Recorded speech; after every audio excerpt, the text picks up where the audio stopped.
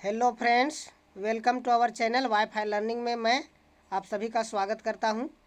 आज आप लोगों के लिए मैं जेपीएससी पीटी 2021 का प्रश्न पत्र लेकर आया हूं और अभी जो मैं इस वीडियो में प्रथम पेपर जो समान अध्ययन का होता है उस पेपर को लेकर मैं आया हूं।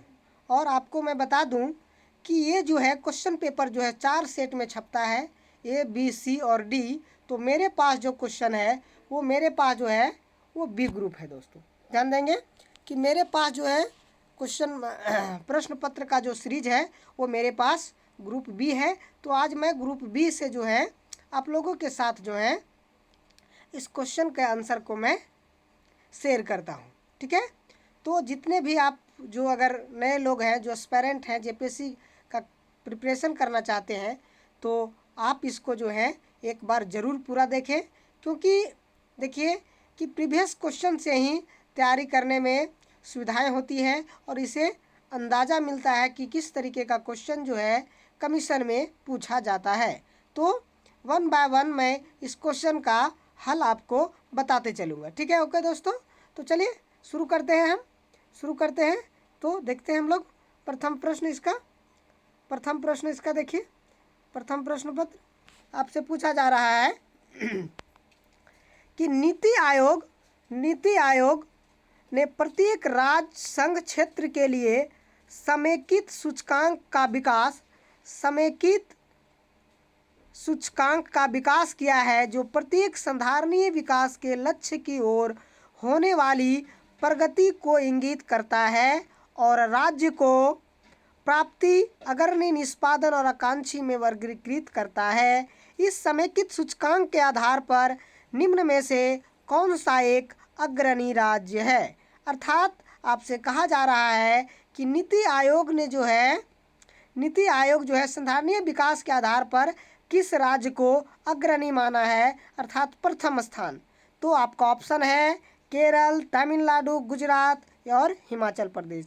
तो इसका सही जवाब ऑप्शन नंबर सी होगा और वह क्या है, गुजरात है दोस्तों। ठीक है, नेक्स्ट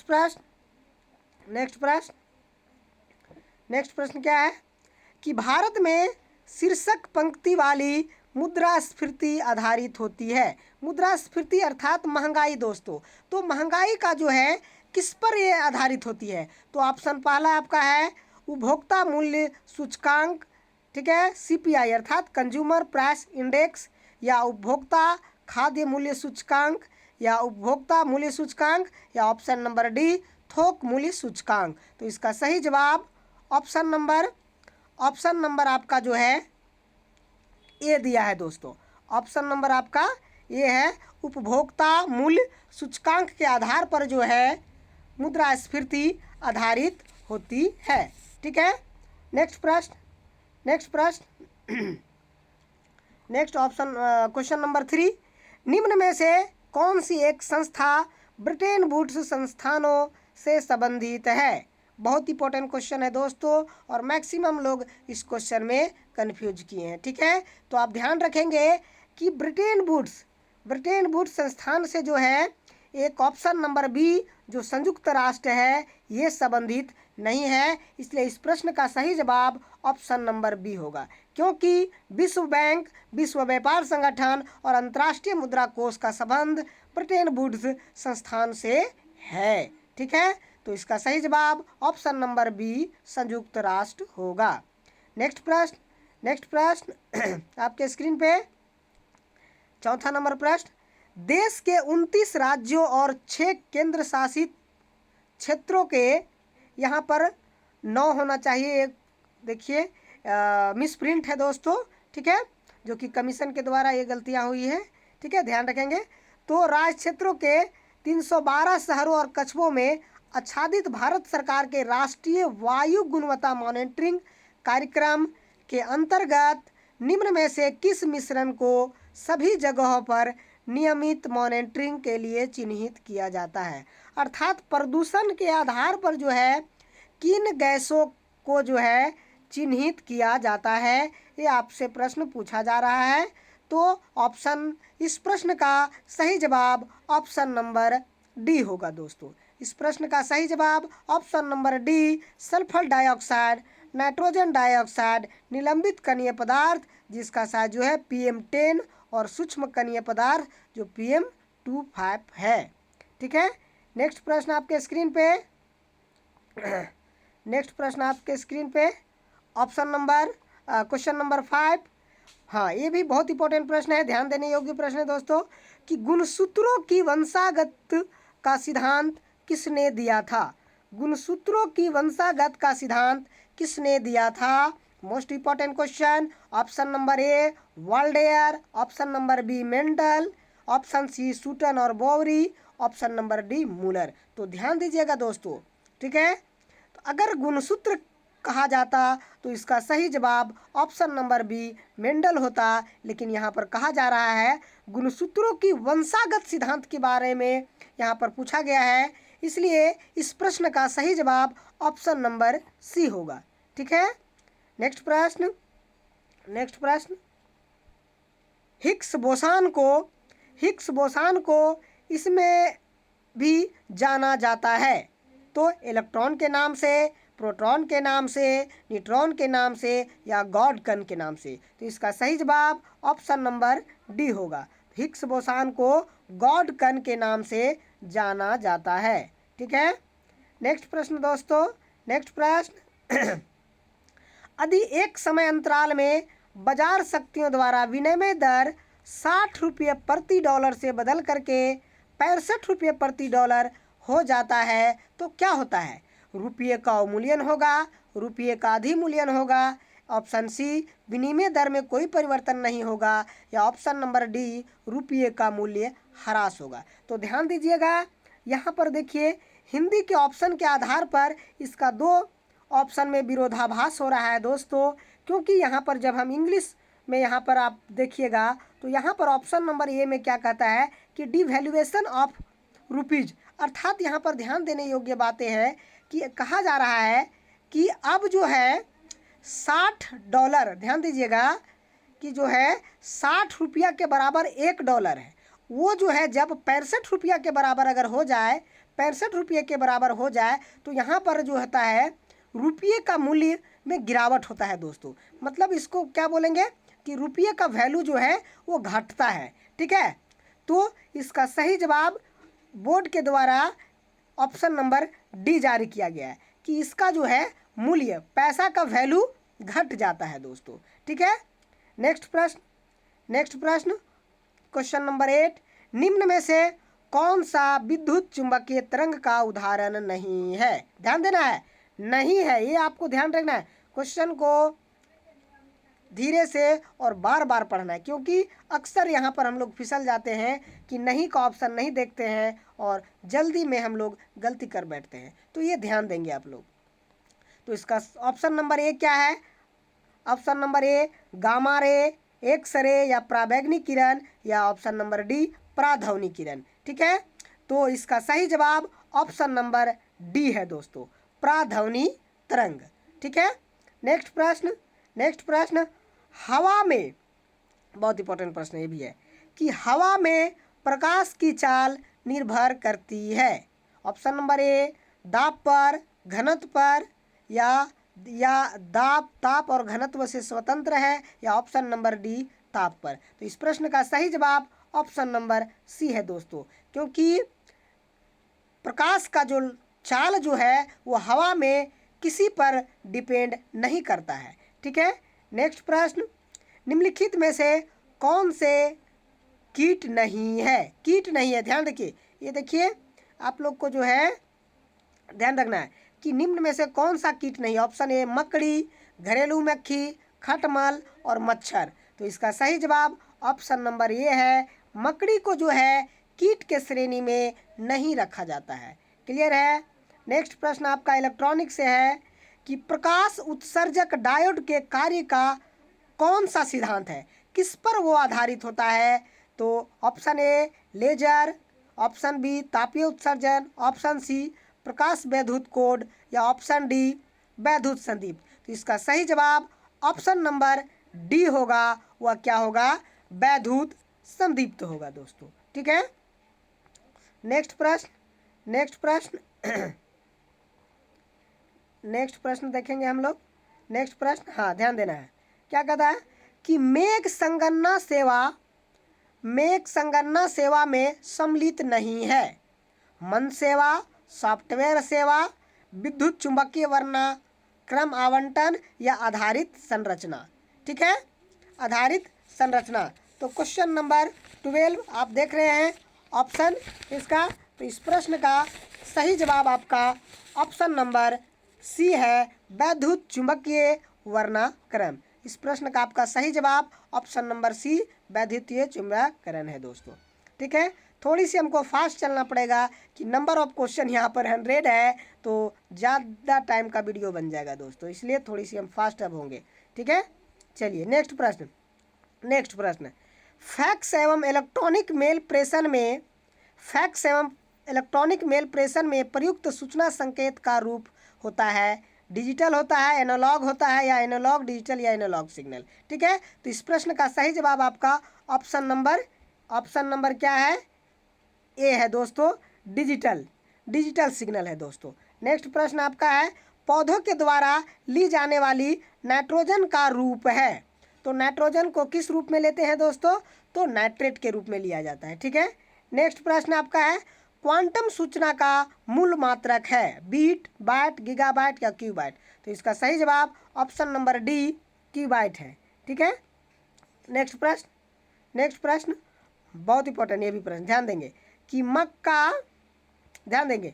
मक्का, आलू, गन्ना, मूंग फसल चक्र उदाहरण है कितने वर्ष का, 2 वर्षीय, 3 वर्षीय, 4 वर्षीय या 1 वर्षीय। तो इसका सही जवाब आपका क्या है, ऑप्शन नंबर ए है, वो 2 वर्षीय है दोस्तों। ठीक है, नेक्स्ट प्रश्न, मैक्रोनी गेहूं का वानस्पतिक नाम क्या है। तो इसका सही जवाब ऑप्शन नंबर सी है, टिट्रिकम ड्यूरम इसका वानस्पतिक नाम है।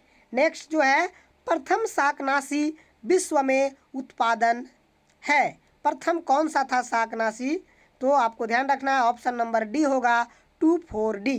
नेक्स्ट प्रश्न है, मूंगफली का अत्यधिक हानिकारक रोग कौन सा है। तो इसका सही जवाब ऑप्शन नंबर डी, टीका रोग है दोस्तों।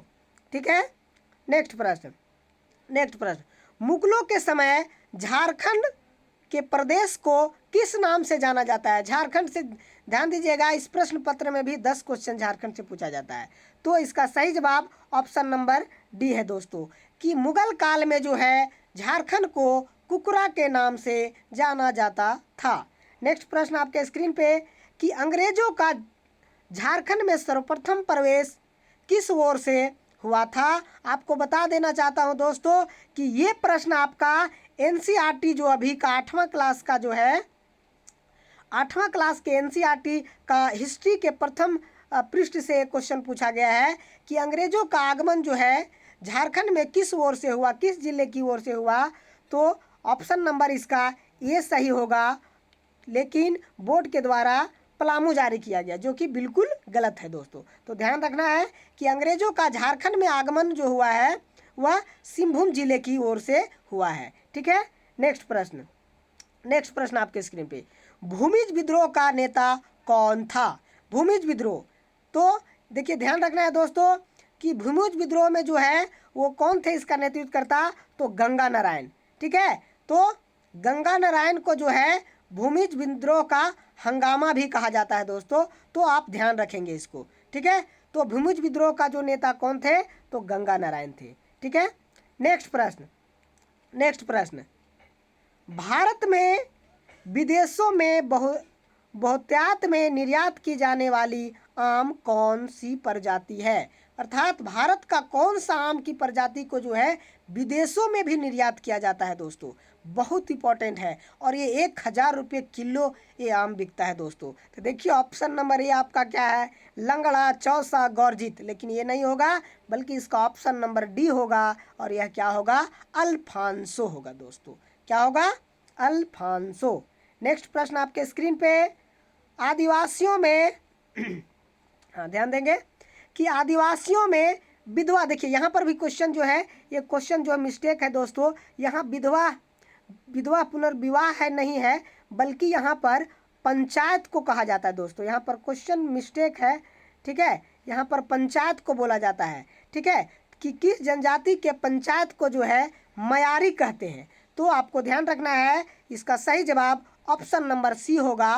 कोरवा जनजाति की जनजातीय पंचायत को जो है वह मयारी कहा जाता है। तो ये ध्यान रखेंगे आप लोग। नेक्स्ट प्रश्न धुमकुड़िया का क्या तात्पर्य है, बता देना चाहता हूँ दोस्तों कि धुमकुड़िया जो है जनजातीय युवा युवतियों का एक जो है एक सामाजिक संगठन है, जिसमें उन लोगों को जो है अपने धर्म और संस्कृति से संबंधित उन लोगों को शिक्षा दिया जाता है, ठीक है। तो यह जो है क्या है, एक युवा गिरह है। क्या है दोस्तों, धुमकुड़िया क्या है, एक युवा गिरह है, ठीक है, जो कि किस जनजाति का है, तो यह जो है उरांव जनजाति का है दोस्तों। यह किस जनजाति का है, तो उरांव जनजाति का जो युवा गिरह है उसी को धुमकुड़िया कहा जाता है। नेक्स्ट प्रश्न आपका है कि निम्नलिखित में से किस पर्व से पहाड़ी खड़िया की आर्थिक स्थिति उजागर होती है। तो ऑप्शन ए नंबर आपका है कर्मा, ऑप्शन बी आपका है फागो, ऑप्शन सी आपका है जेठनवा खिया, या ऑप्शन डी आपका है माए। तो इस प्रश्न का सही जवाब ऑप्शन नंबर बी है फागो दोस्तों। आपको बता दें कि पहाड़ खड़िया एक झारखंड की जनजाति है, ठीक है, तो उसी का एक भाग है पहाड़ी खड़िया, ठीक है। नेक्स्ट प्रश्न आपके स्क्रीन पे, आदिवासियों का निवास स्थान टंडा के नाम से जाना जाता है। तो आपको बता दें कि झारखंड में कुल 32 जनजाति पाए जाते हैं, और उस 32 जनजाति में जो है एक जनजाति आपका बिरहोर है, जिसे आदिम जनजाति के रूप में अधिसूचित किया गया है, और इसी के निवास स्थान को टंडा कहा जाता है। इसलिए इस प्रश्न का सही जवाब आपका ऑप्शन नंबर ए होगा, ठीक है। नेक्स्ट प्रश्न लोहा गलाना, बहुत इंपॉर्टेंट। लोहा गलाना आदिवासियों का एक पारंपरिक पेशा है। किस जनजाति का पारंपरिक पेशा लोहा गलाना था। इसका सही जवाब असुर जनजाति है दोस्तों, और इसी कारण आज के लुहार लोग जो है वो अपने को असुर का ही वंशज बताते हैं। क्लियर है। नेक्स्ट प्रश्न आपके स्क्रीन पे, निम्नलिखित में से किसे मंदिरों का, देखिए यहाँ पर भी देखिए दोस्तों कि यहाँ पर भी जो है क्वेश्चन देखिए, यहाँ पर इंग्लिश में सही है लेकिन हिंदी में मिस्टेक है। यहाँ पर इंग्लिश में क्या है, यहाँ पर विलेज लिखा गया है, लेकिन यहाँ पर हिंदी में नगर कहा गया है। अगर नगर कहा जाए तो देवघर है, लेकिन यहाँ पर ऑप्शन दिया हुआ है मलुटी, जिसे कि मंदिरों का गांव कहा जाता है दोस्तों। इसका प्रश्न का सही जवाब ऑप्शन नंबर सी है। तो झारखंड में जो है मंदिरों का गांव मलुटी को कहा जाता है। क्लियर है। नेक्स्ट प्रश्न, कैलाश पर्वत निम्न में से किस क्षेत्र में अवस्थित है। तो option number A Sikkim, option number B Tibet, option number C Nepal, option number D Uttarakhand. तो इसका सही जवाब ऑप्शन नंबर बी होगा कि कैलाश पर्वत जो है तिब्बत रीजन में स्थित है। नेक्स्ट क्वेश्चन, पालकोट की गुफाएं कहाँ अवस्थित है। पालकोट की गुफाएं, तो आपको ध्यान रखना है, इस प्रश्न का सही जवाब ऑप्शन नंबर सी होगा, और वह है गुमला, कि पालकोट की गुफाएं गुमला में है। क्लियर है। नेक्स्ट प्रश्न देखिए कि निम्नलिखित में से कहता है कि किसे परमाणु बिजली घर और राज्य का कौन सा मेल गलत है। तो आपको बता देना चाहता हूं कि इस प्रश्न में ही जो है ऑप्शन में जो है त्रुटि है दोस्तों। तो ये क्वेश्चन जो है जेपीएससी के द्वारा रद्द किया जाएगा, और सभी को जो है, क्योंकि किसी भी ऑप्शन में सुमेलित नहीं है दोस्तों सही ढंग से, ठीक है। नेक्स्ट प्रश्न आपका क्या है कि वंशागत संपत्ति के बिक्री पर कौन सा कर लगाया जाता है, ठीक है। तो इस प्रश्न का सही जवाब ऑप्शन नंबर ए है, और क्या है, पूंजी लाभ कर लगाया जाता है दोस्तों। कौन सा कर लगाया जाता है, तो पूंजी लाभ कर लगाया जाता है, ठीक है। नेक्स्ट प्रश्न आपका है आपके स्क्रीन पे, निम्नलिखित में से कौन सा शास्त्रीय नृत्य अपने वर्तमान स्वरूप में मुगल परंपरा से प्रभावित है। मतलब कि कि कौन सा नृत्य जो है वह मुगल परंपरा से प्रभावित था। तो इस प्रश्न का आपका सही जवाब ऑप्शन नंबर बी है और वह है कथक नृत्य। दोस्तों ध्यान रखना है, कथक जो कि दक्षिण भारत का नृत्य है दोस्तों, ठीक है, ध्यान रखना है। नेक्स्ट प्रश्न, विश्व में सर्वाधिक समस्यात्मक जलीय घास फूस कौन सा है? एजोला, इरछोनिया, ट्रैपा या वोल्फिया। तो इस प्रश्न का सही जवाब ऑप्शन नंबर बी होगा और वह है इछोरनिया दोस्तों, ठीक है। नेक्स्ट प्रश्न, निम्न में से कौन लौह धातु का एक अयस्क है? कि लोहा का कौन सा अयस्क? अयस्क का मतलब होता है दोस्तों कि इसी को जो है प्यूरिफाई करके लोहा बनाया जाता है। तो इसका सही उत्तर ऑप्शन नंबर डी होगा और वह है हेमेटाइट से ही लोहा बनाया जाता है, ठीक है। नेक्स्ट प्रश्न है, निम्न में से कौन सी शहरी जीवन की विशेषता नहीं है? ठीक है, तो ऑप्शन नंबर ए प्रतिस्पर्धा, अवैयक्तिक संबंध, मानवीय मूल्य का नाश या ऑप्शन डी अनौपचारिक संबंध। इस प्रश्न का सही जवाब ऑप्शन नंबर डी होगा और वह अनौपचारिक संबंध। नेक्स्ट प्रश्न, 1947 से पहले 26 जनवरी को कहा जाता था कौन सा दिवस? गणतंत्र दिवस, शहीद दिवस, संविधान दिवस या पूर्ण स्वराज दिवस। तो इसका सही जवाब ऑप्शन नंबर डी है और वह है पूर्ण स्वराज दिवस। आपको बता दें कि 26 जनवरी 1930 को ही जो है पहली बार जो है पूर्ण स्वतंत्रता दिवस मनाया गया था। इसीलिए आप देखेंगे कि भारतीय संविधान को भी 26 जनवरी को ही लागू किया गया। क्लियर है। नेक्स्ट प्रश्न, निम्न में से कौन सा सर्वाधिक घरेलू रासायनिक प्रदूषण का कारण है? तो इसका सही उत्तर ऑप्शन नंबर बी है दोस्तों, कोयले का जलना। हम लोग जानते हैं कि कोयले के जलने से विभिन्न प्रकार की टॉक्सिक गैस जो कि काफ़ी हानिकारक होती है निकलता है दोस्तों, ठीक है। नेक्स्ट प्रश्न आपके स्क्रीन पे, भारत में दूसरी सबसे बड़ी जनजाति कौन सी है? ठीक है, तो भारत आपको बता देना चाहता हूँ कि भारत में सबसे पहली जनजाति जो है जनसंख्या में वह भील है और ये प्रश्न भी आगे पूछा गया है, ध्यान देना है। और दूसरी जो है वह गोंड है, इसलिए इस प्रश्न का सही जवाब ऑप्शन नंबर डी है, ठीक है। नेक्स्ट प्रश्न, निम्न में से किसे 2019 में कुश्ती में राजीव गांधी खेल रत्न पुरस्कार दिया गया? ये करंट का क्वेश्चन है दोस्तों, समसामयिकी का, ठीक है। तो इसका सही जवाब ऑप्शन नंबर ये है बजरंग पुनिया जो कि कुश्ती के खिलाड़ी है दोस्तों, ठीक है। नेक्स्ट प्रश्न, संयुक्त राष्ट्र द्वारा मानवाधिकार की विश्वव्यापी घोषणा कब किया गया था? तो इसका सही जवाब ऑप्शन नंबर डी होगा 10 दिसंबर 1948। और आपको ध्यान होगा कि इसी 10 दिसंबर को मानवाधिकार दिवस मनाया जाता है, ठीक है। नेक्स्ट प्रश्न, निम्न में से किन्हें भारत के अंतरिक्ष कार्यक्रम का जनक माना जाता है? ठीक है, तो अंतरिक्ष कार्यक्रम का जनक भारत में विक्रम साराभाई को माना जाता है, इसलिए इस प्रश्न का सही जवाब आपका ऑप्शन नंबर सी होगा। नेक्स्ट प्रश्न, निम्नलिखित भारत के राज्यों में से कौन सा राज्य सर्वाधिक वनाच्छादित है? मतलब सर्वाधिक जंगल किस राज्य में है? ठीक है, तो इस प्रश्न का सही जवाब आपका ऑप्शन नंबर बी होगा दोस्तों। कौन सा है? तो मिजोरम जो है वह एक ऐसा राज्य जो है जहाँ पर ज़्यादा जंगल अर्थात वन पाए जाते हैं, ठीक है।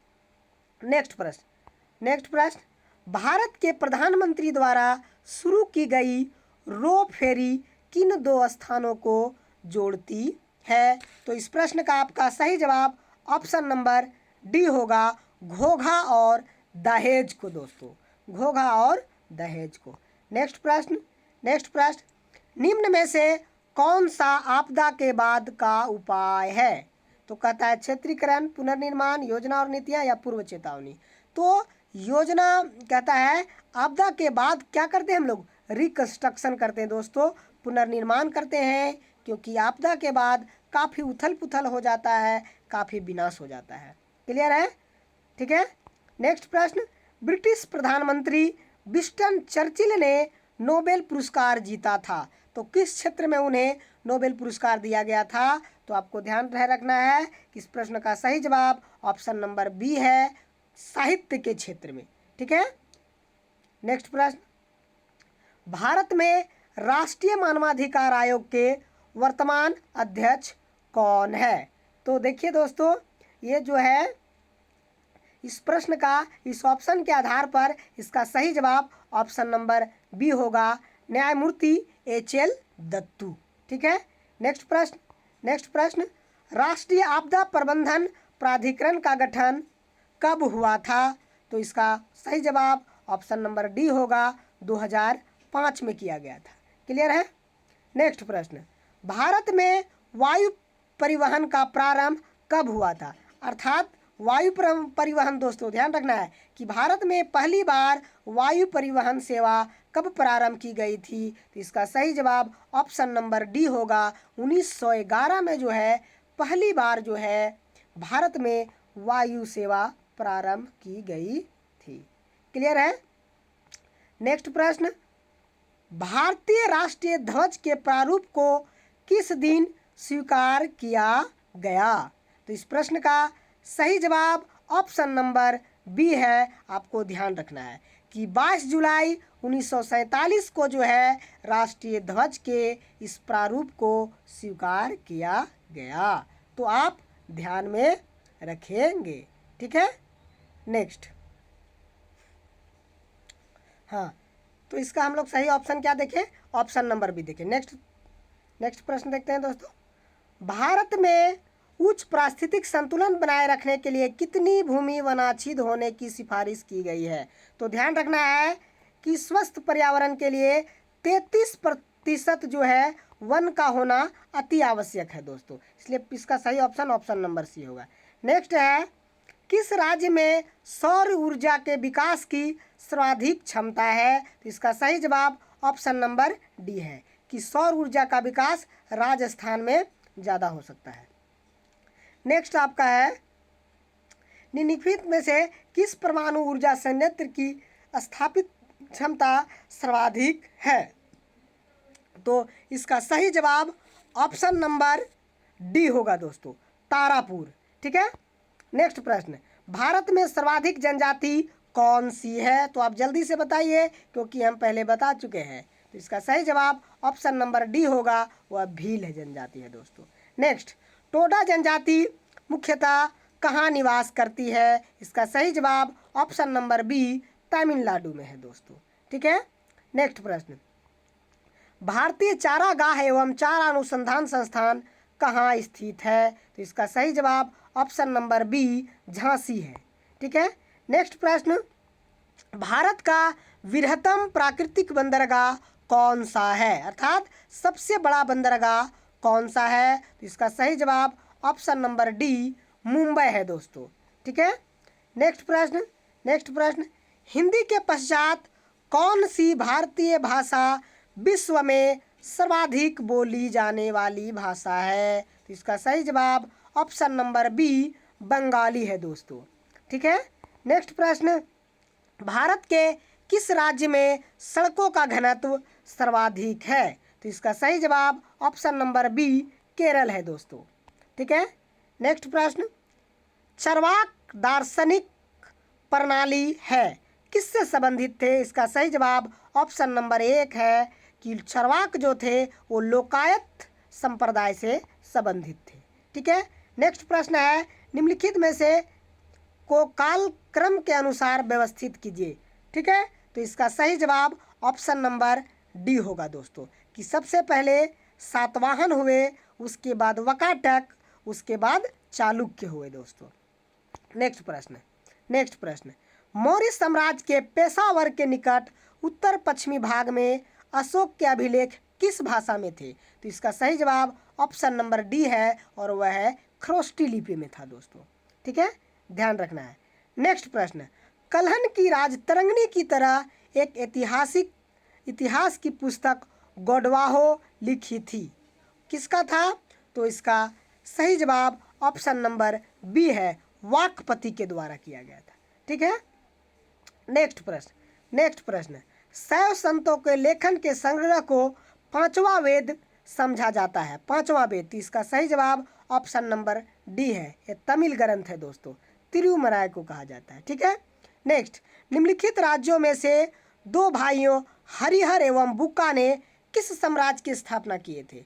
तो इसका सही जवाब ऑप्शन नंबर ए होगा, विजयनगर साम्राज्य की स्थापना इन दोनों भाइयों ने मिलकर किया था। नेक्स्ट प्रश्न, पूर्वी भारत में प्रमुख भारतीय रोमन व्यापारी का स्थान कौन सा बंदरगाह था? ठीक है। तो इसका सही जवाब ऑप्शन नंबर बी है, अर्किमेडू है दोस्तों। और ये जो है आपका जो है क्लास 6 के हिस्ट्री बुक के पेज नंबर 87 से है दोस्तों, आप देख सकते हैं इसको। ठीक है। नेक्स्ट प्रश्न, मध्यकाल की सरकार एक समग्र संरचना की ये विलय था। ठीक है। इस प्रश्न का सही जवाब ऑप्शन नंबर सी होगा दोस्तों। ठीक है। नेक्स्ट प्रश्न, विशिष्ट अद्वैत सिद्धांत के संस्थापक कौन थे? तो इस प्रश्न का सही जवाब ऑप्शन नंबर ए, रामानुजाचार्य थे। ठीक है। नेक्स्ट प्रश्न, कुवत उल इस्लाम मस्जिद तथा अढ़ाई दिन का झोपड़ा क्रमशः स्थित है। कहाँ पर यह स्थित था? तो आपको ध्यान में रखना है कि इस प्रश्न का सही जवाब आपका जो है ऑप्शन नंबर डी है, दिल्ली और अजमेर। कुवत उल इस्लाम मस्जिद दिल्ली में है और अढ़ाई दिन का झोपड़ा अजमेर में है दोस्तों, तो ध्यान में रखेंगे। नेक्स्ट प्रश्न, आधुनिक भारत के इतिहास के निम्नलिखित घटनाओं को कालक्रम के अनुसार व्यवस्थित कीजिए। तो यहाँ पर दोस्तों इसका भी ऑप्शन जो है मैच नहीं कर रहा है। ठीक है। जैसा कि आप जानते हैं, स्वदेशी आंदोलन जो है बंगाल विभाजन के बाद जो है 1905 में हुआ था, लखनऊ समझौता 1916 में हुआ था, मार्ले मिंटो 1909 में हुआ था, अखिल भारतीय मुस्लिम लीग की स्थापना 1906 में हुई थी। तो इस आधार पर जो है कोई ऑप्शन मैच नहीं करता है दोस्तों। ठीक है। नेक्स्ट प्रश्न, प्रथम भारतीय शिक्षा आयोग की नियुक्ति किसने या किस वर्ष किया था? तो इस प्रश्न का सही जवाब ऑप्शन नंबर ये है, लॉर्ड रिपन जो थे उन्होंने 1882 ईस्वी में शिक्षा आयोग की नियुक्ति की थी। आपको बता दें कि लॉर्ड रिपन ही एकमात्र ऐसे गवर्नर जनरल थे जो भारत में काफ़ी लोकप्रिय हुए, और जब इनकी विदाई हुई तो भारतीयों ने इन्हें फूलमाला से पूरी तरह से इनको सुसज्जित कर दिया दोस्तों, तो ध्यान रखेंगे। ठीक है। और इन्हें ही स्थानीय स्वशासन का जनक भी कहा जाता है, तो ध्यान रखेंगे। ठीक है। नेक्स्ट प्रश्न, भू राजस्व की स्थायी बंदोबस्त एवं रैयतवाड़ी प्रणाली क्रमशः शुरू की गई थी। कहाँ पर शुरू की गई थी? ठीक है। तो इसका सही जवाब ऑप्शन नंबर ए है, बंगाल तथा मद्रास में। तो यह जो है लॉर्ड कॉर्नवालिस के द्वारा जो है शुरू किया गया था। क्लियर है। नेक्स्ट प्रश्न, भारत में प्रिंटिंग प्रेस किसने और कब शुरू की? ठीक है। तो इस प्रश्न का सही जवाब ऑप्शन नंबर ए है, पुर्तगालियों ने वर्ष 1550 ईस्वी में किया था। क्लियर है। नेक्स्ट जो है, निम्नलिखित में कौन सा भारतीय राज्य भूटान के साथ सीमा नहीं बांटता है? तो आपको बता दें कि कोई भी एग्जाम आप देने जाए तो आप मानचित्र को जरूर ध्यान से देख के जाएं, क्योंकि मानचित्र से 1-2 प्रश्न हमेशा रहता है। तो इस प्रश्न का सही जवाब ऑप्शन नंबर सी है और बिहार है दोस्तों। ठीक है। नेक्स्ट प्रश्न, निम्न में से भारत के किस भाग में सामान्यतः प्रवाल द्वीप पाए जाते हैं? तो इसका सही जवाब ऑप्शन नंबर सी है, लक्षद्वीप है दोस्तों। ठीक है। नेक्स्ट प्रश्न, निम्नलिखित में से किसने ब्रिटिश प्रांत में प्रांतीय स्वच्छता शुरू की थी? ठीक है। किस अधिनियम के द्वारा? इसका सही जवाब ऑप्शन नंबर डी है, भारत सरकार शासन अधिनियम 1935 के द्वारा किया गया था। ठीक है। नेक्स्ट प्रश्न, निम्न में से कौन सा विशेष लक्षण नर्मदा नदी के लिए उपयुक्त है? ठीक है, तो ये क्या, इस प्रश्न का सही जवाब ऑप्शन नंबर सी है, संरचनात्मक मूल है दोस्तों। नेक्स्ट प्रश्न, भारत में निम्न में से किस तटीय प्रदेश में उत्तर पूर्वी मानसून से वर्षा होती है? इस प्रश्न का सही जवाब ऑप्शन नंबर सी, कोरामंडल तट है दोस्तों। नेक्स्ट प्रश्न, निम्न में से कौन सा कथन पृथ्वी के गति के संदर्भ में सत्य है? तो देखिए यहाँ पर दिया हुआ है पहला कथन कि पृथ्वी की अपनी धुरी पर पश्चिम से पूर्व घूर्णन के कारण मौसम में परिवर्तन होता है। ठीक है, ऑप्शन कथन 2 जो है वो क्या कहता है, पृथ्वी के सूर्य के चारों ओर चक्कर लगाने के कारण धरती पर जो है रात और दिन होता है। तो देखिए इस कथन पर जो है, इस प्रश्न में जो है दोस्तों ध्यान देना है, ध्यान से आप पढ़ेंगे तो इस कथन में जो है दोनों असत्य है दोस्तों। ठीक है, दोनों कथन असत्य है, क्योंकि आपको बता दें कि पृथ्वी के अपने अक्ष पर जो जब घूमती है तो अपने अक्ष पर घूमने के कारण दिन और रात होता है, जो कि 24 आवर में पूरा करती है पृथ्वी, और जो सूर्य के चारों ओर जो घूमती है जिसको बोला जाता है परिभ्रमण बोला जाता है, जो कि 365 दिन में वो पूरा करता है, और इसके कारण जो है मौसम में परिवर्तन होता है। क्लियर है। नेक्स्ट प्रश्न, भारतीय उपग्रह श्रृंखला इनसेंट एक उदाहरण है, किस प्रकार का उपग्रह है? तो मौसम विज्ञान संबंधित उपग्रह है दोस्तों। क्लियर है। नेक्स्ट प्रश्न, निम्न में से किस क्षेत्र में जल का उपयोग सर्वाधिक होता है? देखिए कॉमन क्वेश्चन है दोस्तों कि जल का जो है सर्वाधिक उपयोग हम लोग किस क्षेत्र में, कृषि क्षेत्र में करते हैं, कि जैसा कि आपको पता है कि भारत की 80% पॉपुलेशन जो है वो किस पर, कृषि पर आधारित है। ठीक है। नेक्स्ट प्रश्न, भारतीय जनगणना 2011 के अनुसार किस भारतीय राज्य में ऋणात्मक जनसंख्या वृद्धि दर दर्ज की गई है? तो इसका सही जवाब ऑप्शन नंबर ये है, नागालैंड है दोस्तों। ठीक है। नेक्स्ट प्रश्न, निम्नलिखित में कौन सा कथन भारत के लेटर राइट मृदा के संदर्भ में सत्य है? तो इस प्रश्न का सही जवाब आपका ऑप्शन नंबर, इस प्रश्न का जो है सही जवाब आपका ऑप्शन नंबर 84 का जो है ऑप्शन नंबर डी होगा दोस्तों। ऑप्शन नंबर डी है, केवल एक सत्य है दोस्तों। ठीक है।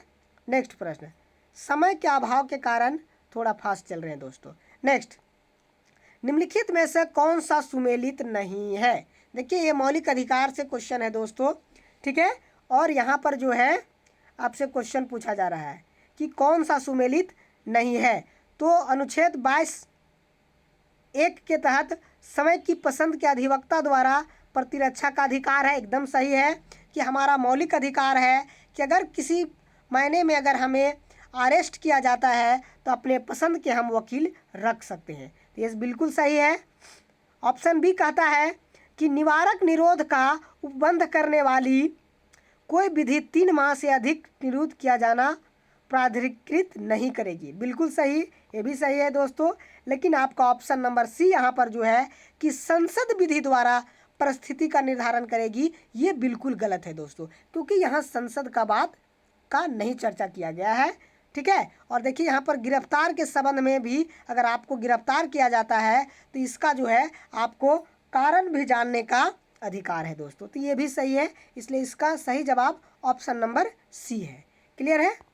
नेक्स्ट प्रश्न, भारतीय जनगणना 2011 के अनुसार निम्न में से किस भारतीय राज्य में नगरों की संख्या सर्वाधिक है? किस राज्य में नगरों की संख्या सर्वाधिक है? तो इसका सही जवाब ऑप्शन नंबर बी है, और वह है उत्तर प्रदेश। अगर केंद्र शासित प्रदेश कहा जाए तो इसका सही जवाब दिल्ली होता, लेकिन यहाँ पर राज्य कहा गया है इसलिए यहाँ पर उत्तर प्रदेश होगा दोस्तों। क्लियर है। नेक्स्ट प्रश्न, कि यह किसने कहा, ध्यान देना है कि यह किसने कहा कि न्यायिक सक्रियतावाद को न्यायिक जोखिमवाद नहीं होना चाहिए? ठीक है, इस प्रश्न का सही जवाब ऑप्शन नंबर बी, न्यायमूर्ति एस आनंद का एक कथन है दोस्तों। ठीक है। नेक्स्ट प्रश्न, निम्नलिखित में से कौन सा वाद जमींदारी व्यवस्था से संबंधित है? तो ये जितना भी दिया हुआ है 1 2 3 4 दोस्तों, ये सभी वाद जो है ये सभी वाद जो है वो जमींदारी व्यवस्था से संबंधित है। इसलिए इस प्रश्न का सही जवाब ऑप्शन नंबर सी, 1 2 3 4 तीनों सही है, चारों सही है दोस्तों। ठीक है, नेक्स्ट प्रश्न, निम्नलिखित में से कौन सा अनुच्छेद राज्य विधानसभा में आंग्ल भारतीय समुदाय से संबंधित है? इस प्रश्न का सही जवाब ऑप्शन नंबर डी है। अनुच्छेद 333 के तहत जो है प्रत्येक विधानसभाओं में जो है, विधानसभाओं में, लोकसभा में राष्ट्रपति के द्वारा और राज्य विधानसभा में राज्यपाल के द्वारा नॉमिनेट किया जाता था। लेकिन आपको बता दें कि वर्तमान में 126वां संविधान संशोधन करके यह व्यवस्था को जो है हटा दिया गया है दोस्तों, तो आप ध्यान में रखेंगे। क्लियर है? नेक्स्ट, भारत में नियोजन के संदर्भ में कौन सा कथन सत्य है? ठीक है, तो इस प्रश्न का आप देखेंगे कि राष्ट्रीय पुनर्निर्माण, ऑप्शन ए पढ़ें दोस्तों, थोड़ी सी लंबा है, समय ज़्यादा हो रहा है, टाइम ज़्यादा बन रहा है, इसलिए आप इसको ध्यान से देख लेंगे।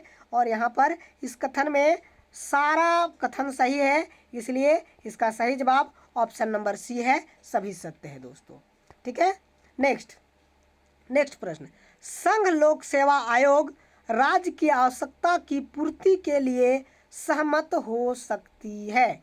किसके कहने पर जो है वह जो है लोक सेवकों को राज्य में भेजा जाता है? जैसे कि आईएएस और आईपीएस को अगर राज्य में ज़रूरत है तो कौन कहेगा और इसको लोक सेवा आयोग मानेगा और वह संबंधित राज्यों में भेजेगा? तो यह जो है राज्यपाल मांग करेगा और राष्ट्रपति इसकी संपुष्टि करेगी और तब वहां पर भेजा जाएगा। इसलिए इस प्रश्न का सही जवाब ऑप्शन नंबर डी होगा। क्लियर है? नेक्स्ट प्रश्न, भारत में नियोजन के संदर्भ में क्या सत्य है? नियोजन के संदर्भ में क्या सत्य है? तो यहाँ पर भी आप ध्यान से देखेंगे दोस्तों कि ये सभी कथन जो है सत्य है, इसलिए इस प्रश्न का सही जवाब ऑप्शन नंबर सी है दोस्तों, सभी कथन सत्य है। क्लियर है? नेक्स्ट प्रश्न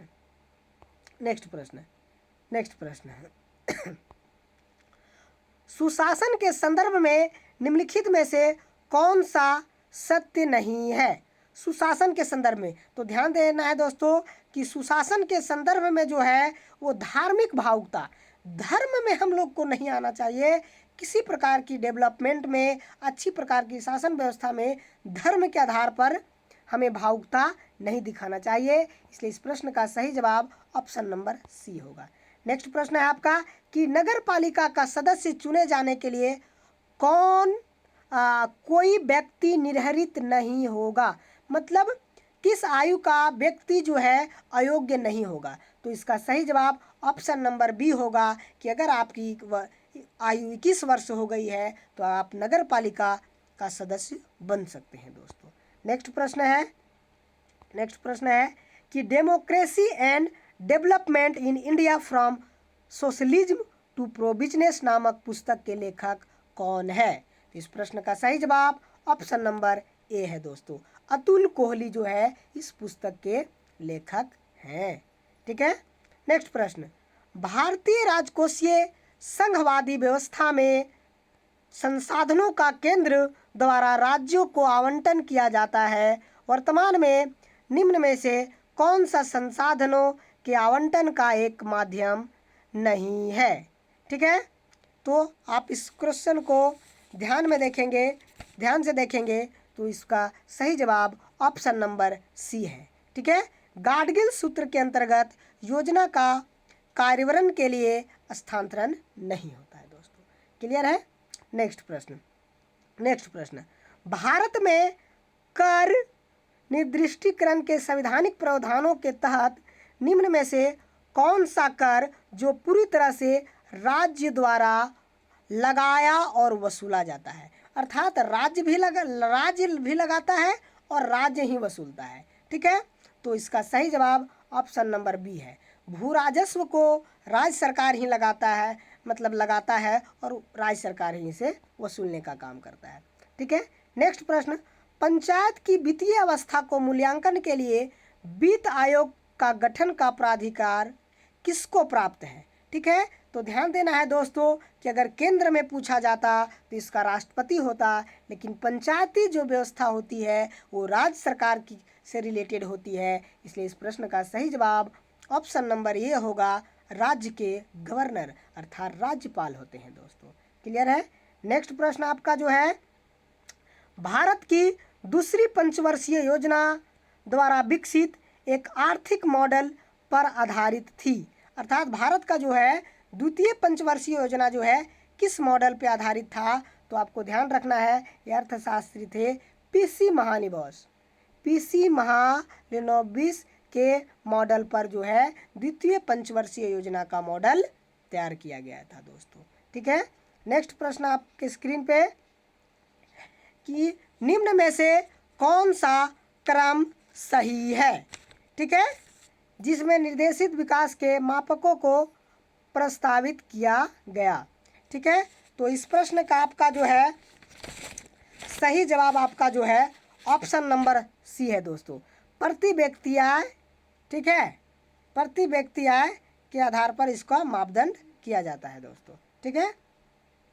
नेक्स्ट प्रश्न आपके स्क्रीन पे नेक्स्ट प्रश्न दोस्तों, नेक्स्ट प्रश्न और लास्ट प्रश्न, अंतिम प्रश्न है दोस्तों। अगर आप मेरे चैनल पे नए हैं और सब्सक्राइब नहीं किए हैं तो कृपया आप मेरे चैनल को सब्सक्राइब कर लें, ज़रूर कर लें। ठीक है, और आप जो है बेल आइकन को भी ज़रूर प्रेस कर लें, ताकि आप जब भी मैं नया वीडियो अपलोड करूँगा तो आपको नोटिफिकेशन मिल सके, और मैं प्रश्न पत्र 2 का भी मैं यथाशीघ्र अपलोड करूँगा। और अच्छा लगे तो ज़रूर आप कमेंट करेंगे दोस्तों। ठीक है, तो नेक्स्ट प्रश्न हम लोग देखते हैं कि भारत के केंद्रीय बजट में राजकोषीय घाटा का तात्पर्य है। राजकोषीय घाटा दोस्तों, तो राजकोषीय घाटा का क्या तात्पर्य है। कहता है ऑप्शन ए, भारतीय रिजर्व बैंक से केंद्र सरकार में उधार में शुद्ध वृद्धि है, नहीं है। चालू खर्च और चालू आय के बीच का अंतर है, नहीं है। राजकोषीय घाटा बताता है कि सरकार को अपने खर्च को पूरा करने के लिए कितने और पैसे की ज़रूरत है। बिल्कुल सही जवाब कि राजकोषीय घाटे कहने का मतलब दोस्तों कि बजट जितना बनाया जाता है तो बजट से अधिक जब खर्च हो जाता है तो इसे राजकोषीय घाटा कहा जाता है। तो यह राजकोषीय घाटा यह बताता है, ठीक है, कि हमें और कितने पैसे की आवश्यकता होगी। तो चलिए पुनः आप लोगों को धन्यवाद, जय हिंद। मैं पुनः नेक्स्ट वीडियो में पेपर 2 में मैं मिलूँगा। जय हिंद दोस्तों।